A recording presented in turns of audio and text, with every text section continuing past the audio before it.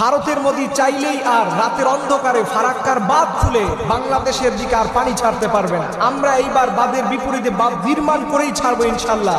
আমাদের সরকার ঘোষণা দিয়েছে ৩৫,০০০ কোটি টাকা ব্যয় করে ফারাক্কার জবাব দেওয়া হবে পদ্মা ব্যারেজ নির্মাণ করে। হয়তো ভারতের দাদা বাবুরা ভাবতেছেন যে এই প্রকল্প মনে হয় বাস্তবায়ন করতে পারবে না। মনে রাখবেন, এই প্রকল্প বাস্তবায়ন করার জন্য এই প্রকল্পের কাজ তুলে দেওয়া হবে চায়নার হাতে। আর চায়না যেই কাজ হাতে নেয় সেই কাজের মধ্যে তারা খুদ রাখে না। আমাদের প্রধানমন্ত্রীকে বলবো, আপনার যদি অর্থ সংকট থেকে থাকে আপনি শুধুমাত্র ১,৫০,০০,০০০ প্রবাসীকে একবার বলুন যে আমরা ফারাক্কার বাঁধ নির্মাণ করতে চাই। এর জন্য প্রত্যেক প্রবাসীর কাছ থেকে আমরা ১,০০০ টাকা চাই।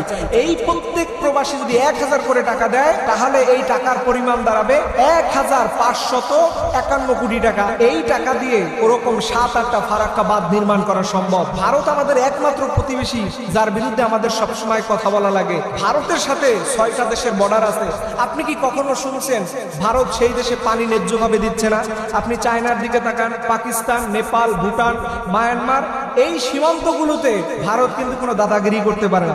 যত দাদাগিরি দেখবেন আমাদের উত্তর অঞ্চল, আমাদের বাংলাদেশের উপরে। তবে মনে রাখবেন, সারা জীবন জুলুম টিকে থাকে না। এবং এই চায়না প্রকল্প যদি সত্যিকার অর্থে বাস্তবায়ন হয় তাহলে এই দেশের প্রতি বছর ৮,০০০ কোটি টাকা লাভবান হবে।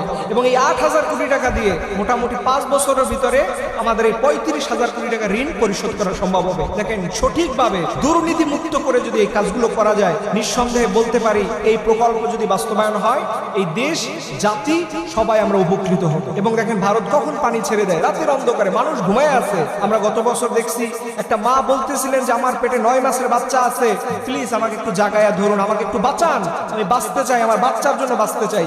এরকম নির্মমতা আমরা প্রতি বছরই দেখি। এর জন্য এইবার সরকারকে বিশেষভাবে অনুরোধ রাখবো, সব প্রকল্প বাদ দিয়ে হলেও এইবার ফারাক্কার বাঁধ নির্মাণ করে এই ভারতের পানি আগ্রাসন থেকে আমাদের দেশকে বাঁচাইতে হবে। আল্লাহ রাব্বুল আলামিন যেন আমাদের এই দেশকে যাবতীয় জালিমদের হাত থেকে আল্লাহ যেন হেফাজত করে, সকল আমিন।